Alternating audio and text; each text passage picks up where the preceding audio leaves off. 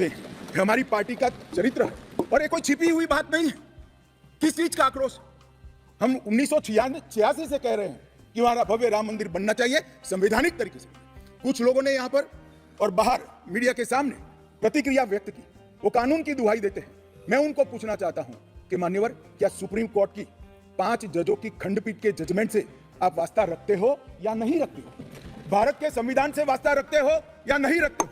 किसी ने अगर सुप्रीम कोर्ट की अवहेलना कर वहां पर मंदिर बनाया होता तो आप कुछ भी कह सकते थे, मगर जब देश की सर्वोच्च अदालत के 5 जजों की खंडपीठ ने और जिसकी अध्यक्षता स्वयं चीफ जस्टिस ऑफ इंडिया और आने वाले 4 चीफ जस्टिस कर रहे थे, ऐसी महत्वपूर्ण बेंच ने जब ये निर्णय लिया, तब आप कैसे कन्नी काट सकते हो? मान्यवर, निर्णय पसंद हो तो स्वीकार कर लेना, सुप्रीम कोर्ट का सम्मान करना, और कोई निर्णय पसंद ना आए तो सुप्रीम कोर्ट के भी बड़ा बुरा करना, ये ठीक नहीं है। मान्यवर, सुप्रीम कोर्ट के निर्णय ने आज पूरी दुनिया में भारत के पंथ निरपेक्ष चरित्र को उजागर किया। दुनिया में एक भी देश ऐसा नहीं है जहां बहुमत समाज ने अपनी आस्था का निर्वहन करने के लिए इतनी लंबी कानूनी लड़ाई लड़ी। हमने राह देखी है, सुप्रीम कोर्ट में लड़ाई लड़ी, और सुप्रीम कोर्ट का जजमेंट आने के बाद वहां पर आज भव्य राम मंदिर बना है। मान्यवर, जो बोल रहे हैं उनको भी सब मालूम है कि क्यों बोल रहे हैं। मैं आज फिर से कहना चाहता हूं, हमारे गुजरात में एक कहावत है, हवन में हड्डी नहीं डालनी चाहिए। पूरा देश जब आनंद में डूबा है, पूरा देश आध्यात्मिक चेतना की जागृति का अनुभव हो रहा है, भैया स्वागत कर लो, साथ में जुड़ जाओ, इसी से देश का भी भला है और सबका भला है। मान्यवर, एक लंबी लड़ाई के बाद स्थगितता में पड़े हुए मामले को नरेंद्र मोदी जी ने एक युग परिवर्तन करने के लिए, जब मोदी जी को देश की जनता ने लंबे समय के बाद और कांग्रेस के बगैर किसी दल ने पहली बार पूर्ण बहुमत के साथ प्रधानमंत्री बनाना, तब से ये लड़ाई शुरू हुई। मान्यवर, 14 से 19 तक राम जन्मभूमि मंदिर की लड़ाई चली, उसका ट्रांसलेशन हुआ, सालों लगे, लाखों पेज का अनुवाद हुआ, अनुवाद होकर कोर्ट के सामने गया, बीच में चुनाव आ गया, कोर्ट ने माना कि चुनाव के वक्त फैसला देंगे तो इसको शायद अलग दृष्टि से देखा जाएगा, कोई बात नहीं। चुनाव के बाद फिर से मोदी जी आ गए और फिर केस चला, और अंततोगत्वा जब कोर्ट ने न्याय किया, तब 5 अगस्त 2019 को मोदी जी ने इसकी नींव रखकर इसकी शुरुआत। मान्यवर, ये जो 20 से 24 की यात्रा है, वो 20 से 24 की यात्रा भी समझनी चाहिए। राम जन्मभूमि का आंदोलन ऐसे ही नहीं चला, इसके साथ हर गांव, हर घर में हर करोड़ों राम भक्त, अनेक संगठन, भारतीय जनता पार्टी, राष्ट्रीय स्वयंसेवक संघ समेत घर घर गए, शिला लेकर गए, पूजा की, और वो पत्थर को राम मंदिर की शिला बनाकर अयोध्या तक पहुंचाने का काम। करोड़ों लोगों ने अपनी श्रद्धा, अपनी इच्छा संवैधानिक तरीके से, शांतिपूर्ण तरीके से अयोध्या पहुंचाई, और सुप्रीम कोर्ट ने जब जजमेंट दे दिया, निर्णय दे दिया, तब जाकर राम मंदिर के निर्माण की शुरुआत हुई। अडवाणी जी ने सोमनाथ से अयोध्या यात्रा भी की, और इसके साथ साथ निहंगों ने शुरू करी हुई लड़ाई, अशोक सिंघल जी जो चरम सीमा पर ले गए थे, अडवाणी जी ने जन जागृति की, और मोदी जी ने जन आकांक्षा की पूर्ति कर एक आध्यात्मिक चेतना का जागरण कर दिया। मान्यवर, ये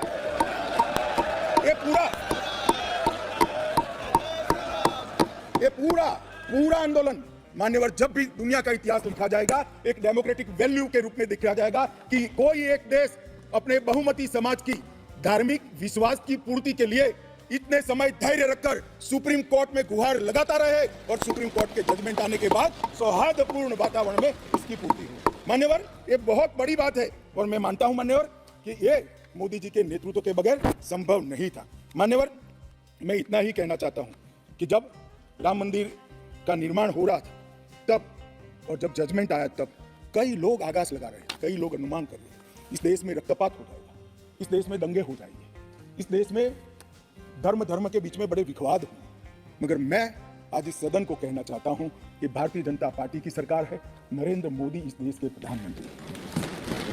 कोर्ट के जजमेंट को भी जय पराजय की जगह सबकी मान्य न्यायालय के आदेश में परिवर्तित करने का काम मोदी जी के दूरदर्शी विचार ने। और उसके बाद जब समय आया, निर्माण के बाद जब समय आया, मान्यवर, उनको न्योता मिला कि वो आकर भूमि पूजन करें। 130 करोड़ की जनता के वो जनप्रतिनिधि हैं। न्यास ने उनको नेतृत्व करने का, जनता का प्रतिनिधि के नाते जब मौका दिया शिलान्यास करने का, तब मोदी जी के जो पूरा आचरण है, इसको ध्यान से देखना चाहिए। मान्यवर, वो आचरण आने वाले अनेक सैकड़ों सालों तक दुनिया के सामने रहेगा और दुनिया के सामने इससे कई लोगों को प्रेरणा भी मिलेगी। मान्यवर, हम सब ने आचार्य गोविंद देव गिरि जी ने जो वक्तव्य दिया वो सुना है।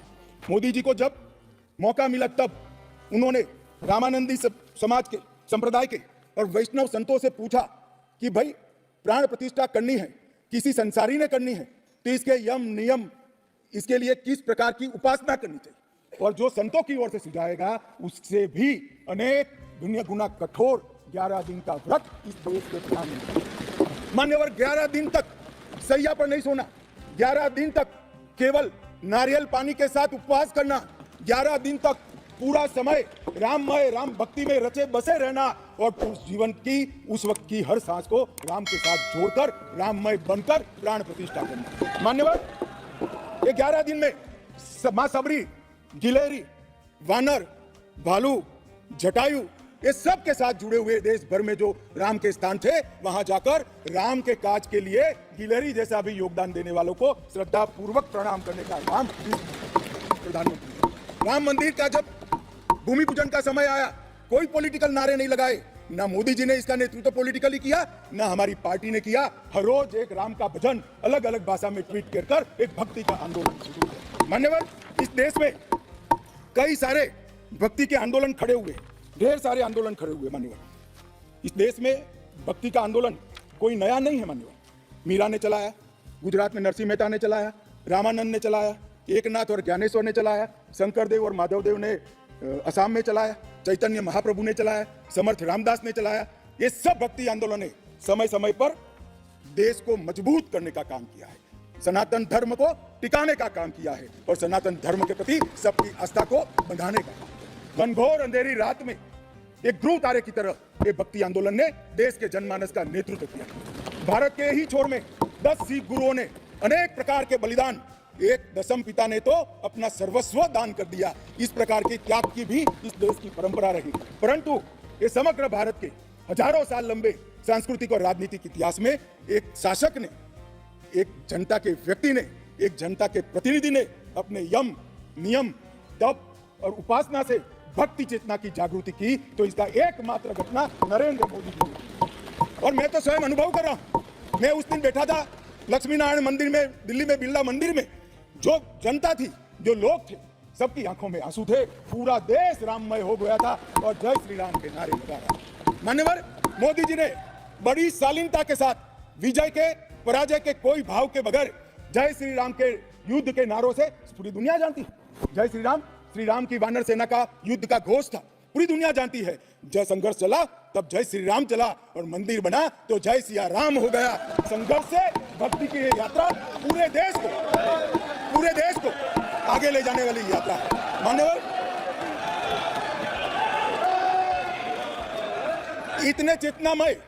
इतने चेतनामय वातावरण के अंदर भी विभाजन की बात करने वाले लोगों से मेरा करबद्ध निवेदन है, समय को पहचानो, एकता के संदेश को स्वीकारो और आगे देखकर चलना शुरू करो। भारत की और हम सब की भलाई है। मान्यवर, ये बहुत बड़ा संदेश मोदी जी ने दिया है।